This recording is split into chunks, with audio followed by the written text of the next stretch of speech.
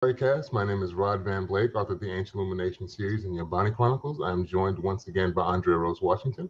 Hello. She is the author of Adlithia, Elendil and Almond Tree's Magic. So if you like sci-fi and fantasy, don't be sure to check our link tree out in the description of this episode. Also joined by Jocelyn Short. Hello. She is a graphic designer and digital artist. Also, she has some awesome paintings as well as character concepts. You want to check her out. Link to her website will be here as well.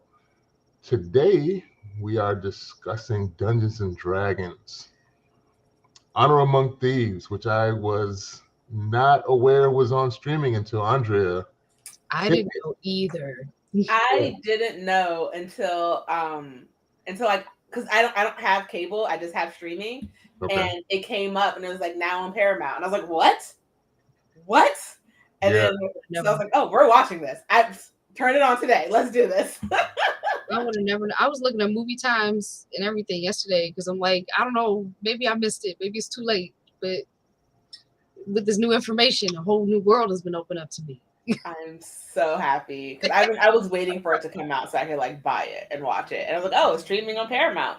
Yeah, streaming has kind of ruined my purchases lately because that's all I pretty much do is I plan on buying this movie and it comes up on one of the services I already have and it's like, oh, looks like that's where I'm watching it. Question. Yes. Have either of you watched the 2000 Dungeons and Dragons film with Marlon Wayans in it? I didn't know that thing. What? Now I got to go. I will after this.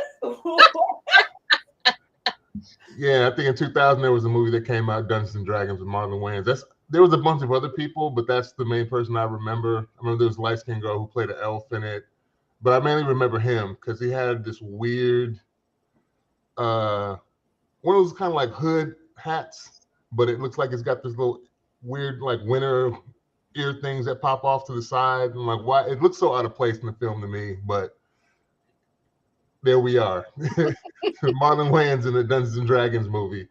It was silly, and I was wondering if that was going to be a continuation of this one, but I don't think it is. Did it feel like a scary movie, but Dungeons and Dragons? It was kind of just campy. It was a campy, comedic take on Dungeons and Dragons. Hey, Janelle, how you doing? So yeah, I watched this last night. And then I watched the beginning of it again today to get a feel for it. I liked it for the most part. It was enjoyable. It was comedic. There was some action in it. Spoiler alerts if you out there listening haven't watched the film, but it was out in theaters first and it just now is on streaming, so you've had plenty of time to watch 2 months. the movie. But I have to, as a courtesy, at least say that lots of Easter eggs were in this one for anybody that either played Dungeons and Dragons or read any of the Forgotten Realms novels, which I did. I read a lot of R.A. Salvatore's Dark Elf trilogy, the Icewind Dale trilogy, which I saw mentioned, not by name, but I saw the map when in the opening crawl, they have this little map where they go down before you get to the prison scene in the beginning. Mm-hmm. And I saw Icewind Dale. I was like, oh, okay. Icewind Dale, I'm familiar with that from the trilogy. And then they mentioned Baldur's Gate. And of course, the one dude Forge is the Lord of Neverwinter, which is also from Forgotten Realms. And I do think they mentioned Sword Coast as well. Michelle Rodriguez, Chris Pine, Justice Smith. I don't know the dude's name, but he's a guy I know from Bridgerton. I forget that actor's name. Oh, Rajay. That's an R. something Page. Yes, Rajan something Page. We have Google. We do. I can visualize his name. I just cannot pronounce it. Like I can see it. I just can't pronounce it. Reggae John Page. See? Okay. Yeah. There you go.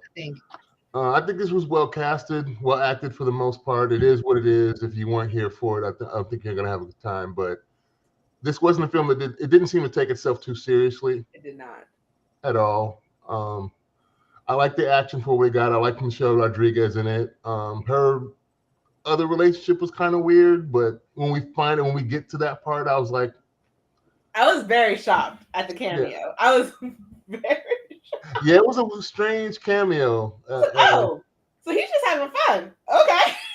He's got a type. That's Yeah, I what, was like, what is he? Is he like? I'm like, is my boy like Rocket Raccoon without the raccoon suit now? He's just a little dude. I'm like, since since Guardian is over, he's just still doing his little guy thing. I don't know. I don't know. What you guys think of this overall? I loved it. I thought it was spectacular. Like Okay. it was phenomenal. Like, like I'm gonna own this movie when it's not on stream anymore. Like, Okay. I like this movie was so much fun, and every single time I watch it, I see something else that I missed from the time before because there's so many little like small details. Like, and I loved the chemistry of the cast. I loved how Chris Pine's character did not take it too seriously. No one was a stereotype in this. No one was the stereotypical. I can never make mistakes. I can never do this. Like, they were very much real people, like, playing this game. Yeah. So going on this quest. So I loved that it was. I love this movie. Yeah, I loved it because like I've played D&D before, and I really liked how I could feel the moments where they were doing initiative checks. Like I feel like I want to go back and go on YouTube, look up the writers, see if there's interviews with the writers, because I feel like they had so much fun. Because I feel like they were just writing this like massive D&D campaign, but it's a movie, and it was so good. Also, Michelle Rodriguez, I loved her in this. I feel like she does these roles. Like she picks these kinds of roles where she's like, yeah, I'm a tough woman. Yeah. Yeah. You know, that's her in these movies. But I feel like the dialogue is always terrible. The characterization of her in every other movie is terrible. But in this, I feel like it's a role for her. You know, she got to do all that badassery stuff she likes to do, but there's a real character there. So I love that. And she killed it in this to me. I loved everybody's characterizations. I love that Reggae John Page. I love that he was the paladin kind of character, and I love that they took him out of the movie for a long time because he was more heroic than our main character. Yeah, he was better than everybody. Yeah. They seemed kind of heartbroken when he left the team. Like, where are you going? He's like, this is your quest. It like reminded me of like he was a non-playable character. Like he had his set lines, his set roles, and it was like someone who aided the quest but was not a part of the quest. And it reminded like whenever I play like a game and there's those characters who you have to stick to for certain parts, and then the moment that part's over, it's like, well, I leave you now. Good luck. I'm gonna go about my way. He felt like that type of character, and I loved it. I love that they played that. He was the person they had to find. He helped them, and then when his task was done, deuces. Inadvertently, he was kind of a temporary dungeon master. He was like the game master, just to get the mission to get this helmet. He was like, that was his part. So he would have the book and go through where they had to go, where it was, how they were going to find it, what they had to get through. He was trying to explain the traps. And of course, my boy Simon immediately messes up the initial trap before he's finished explaining this complicated step. Like, even if he hadn't messed up, I felt like they weren't going to get that part right anyway. When he was explaining, it was like a real long soliloquy of what they had to do. And my boy just had to put his foot up on the bridge. It destroys the entire bridge. Yeah, I liked it. I enjoyed it for what it was. It starts out really cool with the prison thing and whatever that thing was that ends up going into their cell initially. And Chris Pine's character is trying to explain, hey, she doesn't like to be disturbed when she's having her potato, but he's like, shut up. He's like, all right, go off, handle your business. He knows how this ends. Anybody feel like Chris Pine is just Chris Pining no matter what movie he's in? Yeah, but it works because like a lot of these roles that he gets cast in, he's very much the prince, and that's just the energy that Chris Pine brings to stuff. And we love that for him. So it's one of the things where it really works for stuff like this. Yes, to answer your question, yes, but I liked it. I also liked that he wasn't a Prince Charming necessarily in this movie. Mm-hmm. He was a bard who was getting it wrong all the time. And I loved the misdirection in the very beginning because they don't show the face of the prisoner when he arrives and then goes. So like, oh, okay, we're starting with them. Like Chris Pine is the one like in shackles, and it's not. That dude was literally in the movie for like 30 seconds and then he's gone. Yeah, that was crazy. Good opener, and then they have their, I guess, appeal or to try and get a pardon. And that was a funny scene where they actually break themselves out. And I forget what the race is of that one character that sounds like the tribunal, but he's like, but we agreed to your pardon. Like, you breaking out for no reason. We was supposed to let you go. Like, you could be free, and now you're going to go back to jail. Like, I gotta wonder how the people that played like knee deep in the streets with Dungeons and Dragons, if they geeked out over this film or whether. I haven't seen that many reviews to see if they're complaining about it, whether they thought it was good or what. But I enjoyed it, and you guys seem like you enjoyed it as well for what they gave us. Yeah, I didn't see any really negative reviews. Like, I didn't see anyone on any social media like bomb this movie. Yeah. And this community, not just the Dungeons and Dragons community, but like sci-fi fantasy community sometimes has a habit of, if you don't do what they love perfect, they're going to let us know that they were unhappy. Yeah. And so the fact that I didn't see a lot of that with this movie made me really happy. It definitely is not. I will say some of the advertisements I saw for it made me think this might be a little bit more serious than what it was. Mm-hmm. And while it did have serious elements to it, it really was just a fun movie for like 2 hours. Yeah. I do want to say one of the arcs that I really liked was I forget his name, but he was the wizard. He was the mage in this movie. Mm-hmm. Justice Smith. Yeah. I really liked his arc because I feel like his arc is the way it feels when you play a video game and you're a mage. Like, you're really bad at it for a really long time. That's how it is. And it sucks. It feels bad because you can't fight. You can't physically do stuff. You only have your magic. And if you're bad at your magic, you're bad at the game you're playing for a really long time, and it feels bad. And then his arc was just like getting his self-esteem up. And I loved that. That was awesome. And Hugh Grant, I think, played Forge, the con man that was part of the crew. He was good in his role as the slimy. Like, you knew he was going to betray them. The moment he got that little fist bump when they got trapped in the time warp that the other secretive red wizard, her name was, but the red wizard, she does a little time bubble, and two of them get trapped. And my boy's like, make sure Kira is taken care of and take this. And he's like, I got you. You have my word. And when he did that, I was like, oh, he's not gonna live by what he says. The moment he said the con man, I was like, don't ever trust him. Don't trust him. Like, he's a con man. Never trust someone who openly tells people I'm a con man. Like, don't trust him. Yeah. You were good without him. You could just deal with Simon. I liked when he was like telling the stories. Like, you may wonder, how did we, go on all these adventures and leave a small child at home? Mm-hmm. The answer is, we didn't. We brought her with us. Yeah, I'm wondering where they got that pendant from that she had to let herself disappear. Mm-hmm. Oh, you mean like who specifically?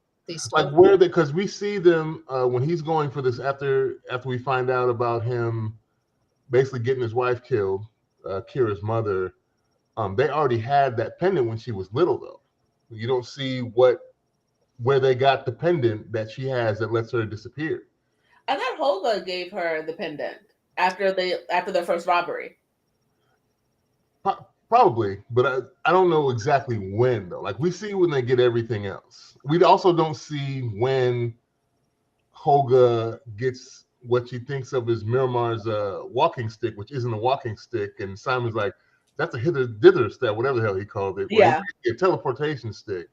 Like that's his walking stick. He's like, "That's not a walking stick." That's a good point. That at least the stick does come out of nowhere. Like I know that they did talk about in the beginning that they were stealing stuff from folk, you know. Yeah. So it came from something, but yeah, we don't know like exactly where.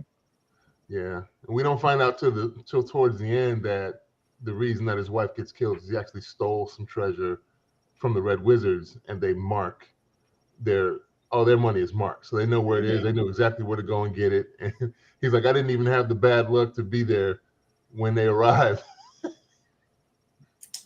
I have to say though, I did like that.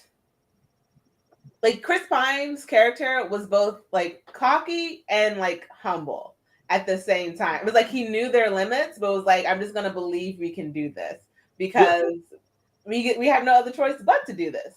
And when he's like arguing with everyone, and he's openly admits, yes, this is all my fault.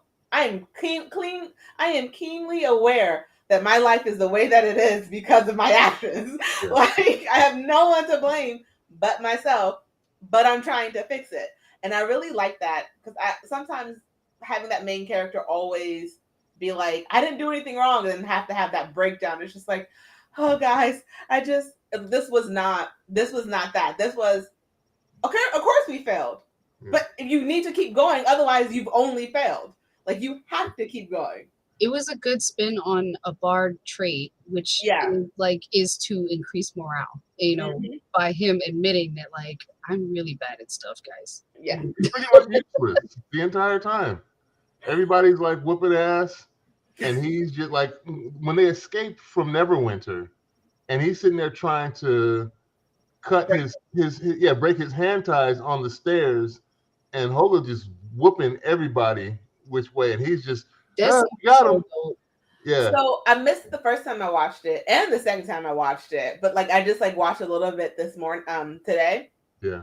And it was when they were walking down, and he was like, he asked her, "Do you have this?" And she's like, "Yeah, because I know you don't." Like it was already decided that he just was not going to help, that she was going to save them. Yeah. I love it though. She's the tank, you know. She's the tank, and she's just like, I know who I am. I know what time it is. And she's like, she got the rock out or the brick out and saved herself and saved all of them.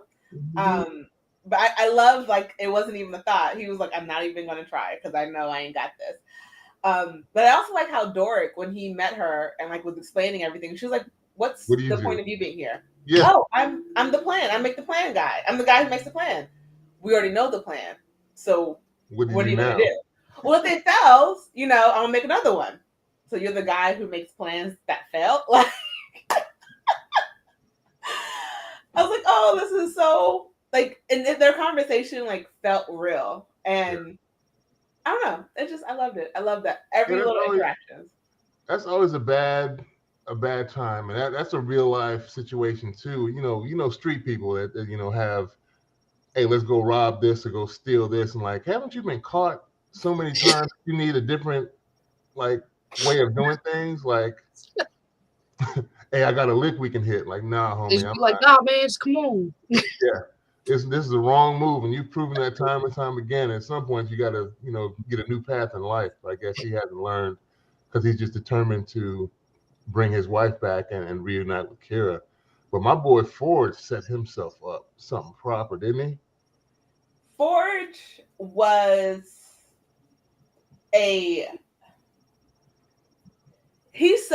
Forge is a dumb smart guy, because like he can't see past his greed, but he can come up with good plans.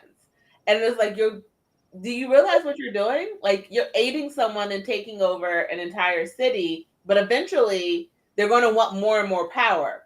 So you're banking on being rich now, but who knows when they're going to come to you next? Like, you're not actually saving yourself. You're just like, you're really smart. Like, It was a good plan to get to where you were to get all the money. Great. But you can't see past your greed, and that's going to cost you. Yeah. I feel like Forge and Edgen, whatever his name is, Chris Pine's character, if we were playing Dungeons and Dragons, they rolled as high as you could for charisma and got like nothing for everything else. Other constitution, strength, dexterity, everything else was like really low, but all their charisma attributes was like through the roof, and that's like how they get by. Is luck. Luck is high. Yeah.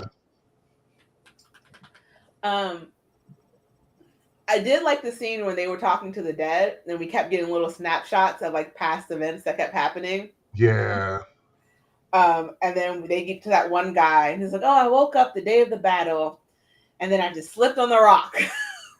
And then you died in the battle, and he's like, "No, I died there." Oh, they had the wrong brother. Yeah, they had the wrong brother. But aren't you this guy? No, I'm his brother. I'm this person. I was like, this is funny, and I like that, and I enjoy that. And how they have to ask 5 questions, otherwise the corpse stays reanimated. And he's like, "What kind of books do you like?" "All types." "Do you like cats or dogs?" "I'm a dog person." And it's just like, okay, these are random questions that you have to ask. Like, could you not keep them reanimated? Like, could you just ask them random? Come on, Chris Pine. Come on. You can ask 3 more questions. I was honestly mad at the first dude when he was asking his crew questions, but because they had reanimated the dead person, he was answering yes to the question. Like, you're wasting questions right now, bro. Why are you? He's like, "Was that a question?" "Yes." Like, stop doing that, brother. Ask what you need to ask before, have it in mind before you reanimate this corpse, and not wasting your 5 questions. They just have to keep digging up people over and over again. I love that, like that part of this movie where everyone is an idiot at some point, like, felt natural. Mm-hmm. I feel like when you're in this kind of scenario, like an RPG kind of scenario, everybody should be an idiot at some point. Like, somebody should be really dumb. I feel like we got that, but it didn't feel like the moments didn't feel dumb. It felt like, no, these people are really like stupid sometimes. Yeah. I like Simon having to attune to the helmet and being confronted by an ancestor every time. Like, you ain't nothing, boy. What you doing? You again? You back? Didn't I smack you up the last time?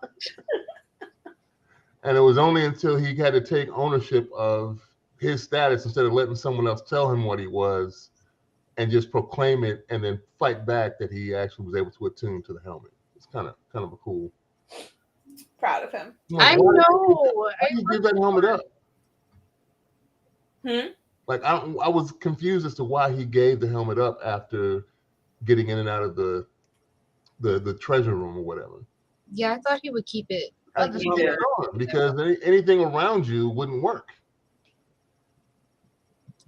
And that was one way to defeat Sophia. I have to tell you, when I was watching this movie, I was taking notes, and one of my first notes was like, Sophina is like she's the real problem. Like, she's a real problem in this movie, and I'm like, I'm just waiting. I don't know why people aren't acting like she's a problem, but she's a problem. You kept yourself hidden the whole time. Like, she looked evil. Like, I'm sorry, you're not supposed to judge people, but homegirl looked evil. Yeah. Looked evil. Like, we all knew she was the bad one. Before they revealed it, we all knew she was the bad one.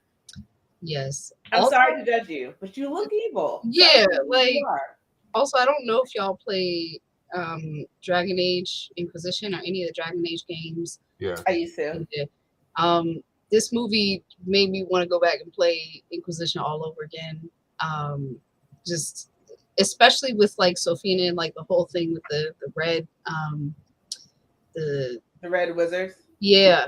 All that stuff reminded me of a lot of what's going on with the plot in Inquisition. I was like, it just got me hyped all over again. And I was like, yes, I'm ready for Inquisition and Dragon. Also, I'd never seen a fat dragon before. That was hilarious. That was hilarious. She was like, that's one fudgy dragon. My boy, he was just sliding around trying to eat everybody. That and before we get to the dragon, Zenk. How about him whooping up on the undead things by himself? Like, he's like, don't worry about them. I got them. Oh, so you're gonna solo all these fools, and he sure enough did. But then we realized you can't kill what's already dead, basically. So I wonder how that's gonna work with the ones that the Pudgy Dragon ate. Like, are they just gonna go through his digestive tract and then reanimate it after they get pooped out? That part had me annoyed because I was just like, why y'all asking him questions? Like, Dip, he said to leave. Why y'all asking him questions about like, oh, what, because they're waiting after he killed all of things, and they're just like, oh, what do you mean? Just leave. What? No. And they respawn so fast, and I was like, oh my god, like y'all going too slow. Yeah, my boy's like, you ready for round 2? Like, his character, Paige's character, I love that he was just like how I said earlier, the NPC character, but like he was just like perfect, even down to his scripts. Like he could not improvise. He had to like speak like the same like sentences over, like in the same, like how you can pick your answers and like they speak so proper. And he say like how he just talks and touches the fish and gets the cat baby back. And and he's like, when he was talking to the dead warrior, he's like, I will protect him. He's like, he said it and I believed him.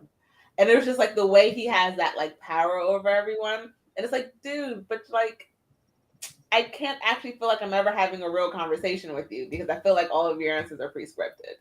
Still love you though. Yeah. I still need you to come and save the day.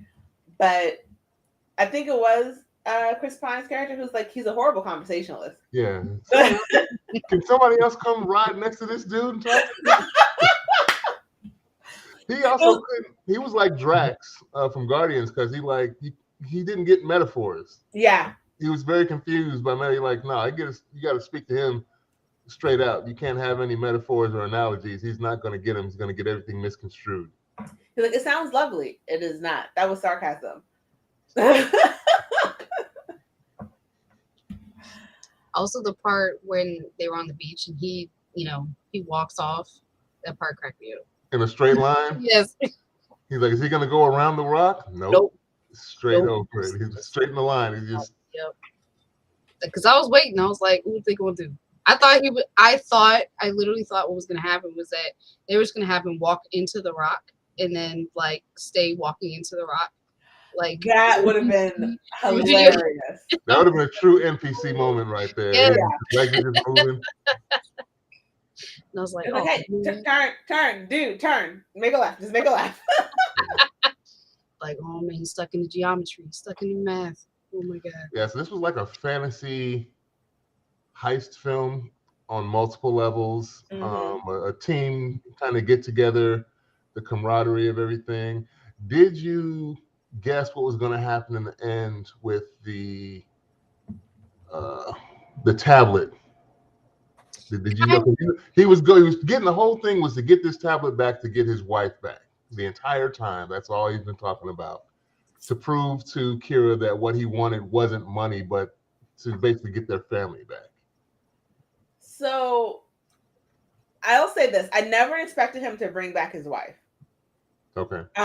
Because like everything they said about like, nothing, if you get stabbed by their blade, nothing can save you. Yeah. The stone can bring someone back, even if they were stabbed by it. But when Xenix, X-E-N-X, Paige's character? Zenk, yeah. Zenk. When he said, basically, like, you may be pulling her back, you may be bringing her back to this life, but there's multiple lives. You may be taking her from the one she's currently living. Yeah. I thought that maybe he was going to just decide, I'm not going, just in case she possibly was living a new life, was reincarnated with someone else, he was going to be like, okay with not bringing her back. Did I expect for him to be bringing back one of his friends? No, but it was very interesting because he didn't bring back his wife, but he still brought back Kira's mother. In a way, yeah. Yeah. Yeah, we kind of knew that was going to happen when he looked at Kira, and Kira just nodded like, yes, go ahead and do it. Like, I can only use this thing once. Mm-hmm. She's like, I know. Yeah. But that's that. Like basically, I didn't know my mama, my real mom. I didn't know, but this is the one that I've known. This is when I've grown up. They had the flashbacks to them in various stages of her growing up, and the one that was there because Ed was lost without his wife and really probably wasn't in a mental state to raise his daughter. So she stepped in, and Holga pretty much raised her with him for the most part. Yeah. I really liked the kind of meta take on the ending, mainly specifically for Michelle Rodriguez, because in a lot of her movies, it's almost like known that she dies at the end of her movies, and then it just cuts to her, and she's stabbed, and I was like, of course, and I kind of liked. I felt like it was a spin on that. I don't know if it was her decision or just the writing or whoever, but I was like, I'm glad that they didn't let her like die for real. Which film did she die? Because even in Fast, they bring her back. Fair enough. Listen, I know she's in these Fast movies. I'm not the only Fast and Furious movie. Don't finish that statement. Your statement should be you watched them all. Listen, I'm gonna say this. I need to be educated on how much family is everything, because I only got this many knowledge. You can't escape family.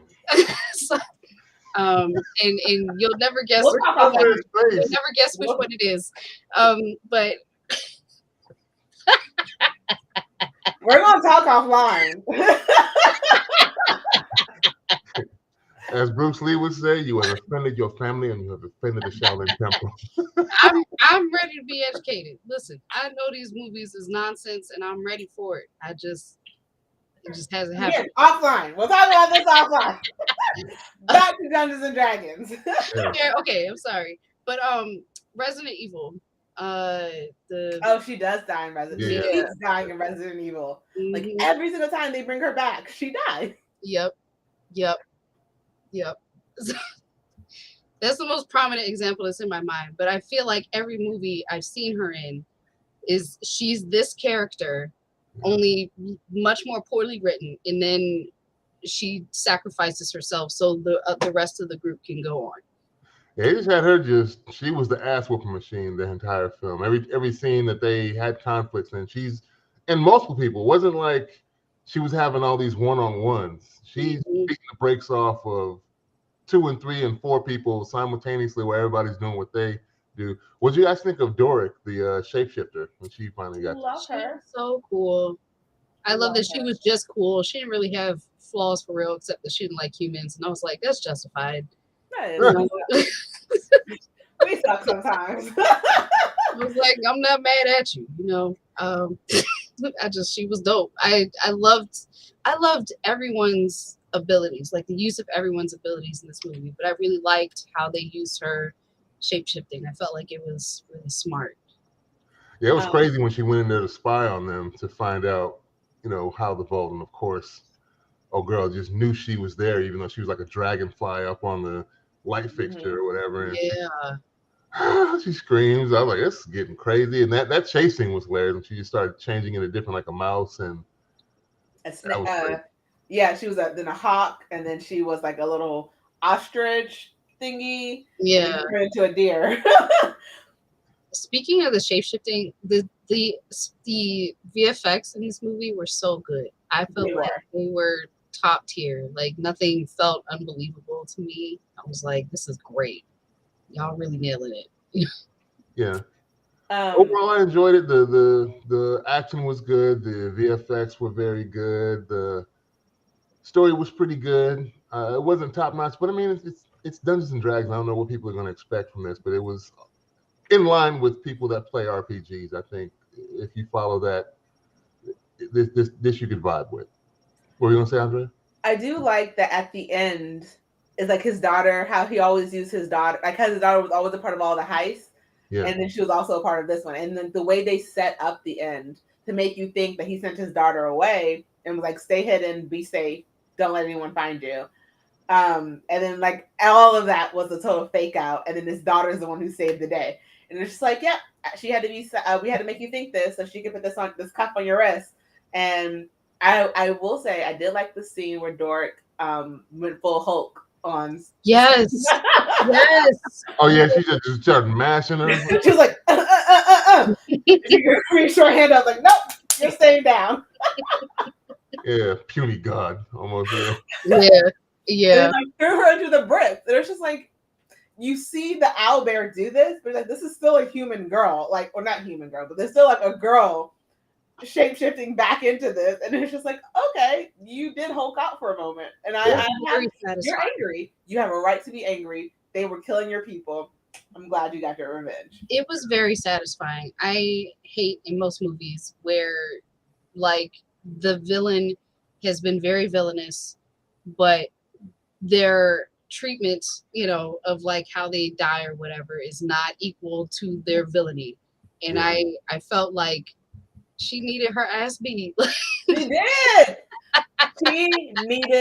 She needed they Dory beat the brakes off of her. Yeah. I was honestly expecting limbs to get ripped apart. I was like I was expecting her beak to like tear off. I don't know what I was expecting Dory to go a little bit more ham. Yeah. This was only PG-13, so I guess they couldn't go too far. Fair enough. That would be great if this was rated R. Oh my god, if this was rated R. So what do we rate this out of 10? It was a 10 out of 10 for me. I don't know. Really? I'm gonna be honest, because I have watched this more than once all the way through without feeling the need to skip certain scenes. Mm-hmm. Like, some movies you just can't, like, there's some things you don't feel like watching anymore because it's a dead scene. I don't know what that is. I know what you're talking about. Yeah. Like, it doesn't, like, if you miss that scene, it doesn't take anything away from the movie. Yeah, it's not very memorable. Because it didn't feel like there was any scenes like that for me, and I didn't feel annoyed that I had to watch the entire movie over again. Okay. I'm going to give this movie a 10 out of 10 as well, because it has rewatchability for me. Yeah. And I can watch it over and over again and love every scene versus like, I'm going to go get a glass of water on this scene. Yeah, it was a lot of fun. And one of my gripes with like movies that have fantasy elements in it is where the movies don't utilize the fantasy elements well. Mm-hmm. Like where people have magic, or like people have their roles, whether they're a paladin or like the strong person or a cleric or whatever, and like they don't make the best of these roles or these abilities. I feel like they did that really well in this movie, and so that's a 10 out of 10 for me. Okay. I'm like, if you are telling me that this person is this and it looks cool, that's a win for me. Okay. I give it like an 8.5, mainly because it's rarely do I get something like a 9 or a 10. It was very enjoyable. I liked it. Like you said, it was very good use of the IP in general. I don't know how, because it's been a minute since I've played Dungeons and Dragons, but I'm not that steeped into it anymore. It's been a while since I've read the Forgotten Realms books and some of the other Dungeons and Dragons IP. But I got a kick out of recognizing the names that they mentioned and seeing some of the places on the map. But I don't know exactly how faithful they were to everything. Like I didn't recognize all of the creatures and characters that they had. They didn't call Chris Pine's character a bard, but I just assumed because he got that lute or that mandolin, whatever he pulls out, that's what he was. And he sang songs as they went along. They did call Zeneca Paladin outright. And of course, Simon's character was a sorcerer, and the villain was one of the red wizards of Thane or whatever. So, yeah, I think they were, from my standpoint, they were really faithful to it, and I enjoyed it. I didn't have too many gripes over it. And like I said, it is what it is. Some things you kind of have to accept. Like people kill me when they see giant kaiju films or something, they call it unrealistic. I'm like, well, it's a giant kaiju film. What are you expecting when you paid money to go into the theater to see that? That's what it is. What were you gonna say, Andrea? So I was gonna say, on Rotten Tomatoes, it has a 91% of from their like professional reviewers or whatever. Yeah. And then a 93% audience score from over 2,500 reviews. So that's rare that they're that close. Yeah. Usually there's a weird like gap between the reviews of the professional reviewers and like the user score of regular people, because I feel like sometimes the reviewers are either paid to say one way or the other, and then you kind of get the real score from the users. But then at the same time, when you get people like piling on and just hating for no reason, that because they don't like it or whatever, they just, you know, so it's kind of hard. But when they're 91 and 93%, that's rare, I think, to get them that close together. I feel like the secret sauce for this kind of stuff is like, if it's an IP, take the IP seriously, but like have fun with it. Like it's supposed to be fun, so it should feel fun, you know. Like the tone of it should be true, you know. Yeah. Man, another one down. Thank you guys again for taking the time out of your day to talk about these things with me. G-Nell, appreciate you jumping in the live stream again. I see there are 3 other lurkers, but they were the only ones that commented. So I appreciate y'all taking the time out of your day, whoever you are that popped into the live stream. This is the Askari cast, and don't forget to check out Trek and Beyond, a Star Trek podcast. We're going into lower decks. There you go. And like I said, there will be links to everybody's websites in the description of this episode when I upload it to it's not Anchor anymore, so Spotify podcasters. Yeah. So those of you on Spotify, I think we're at around 30 subscribers. We need 100 to get back to our regular sponsor where they'll sponsor us. So if you can kick in and subscribe to us on Spotify, we greatly appreciate it. We will talk to you all next week, maybe. See y'all. Bye.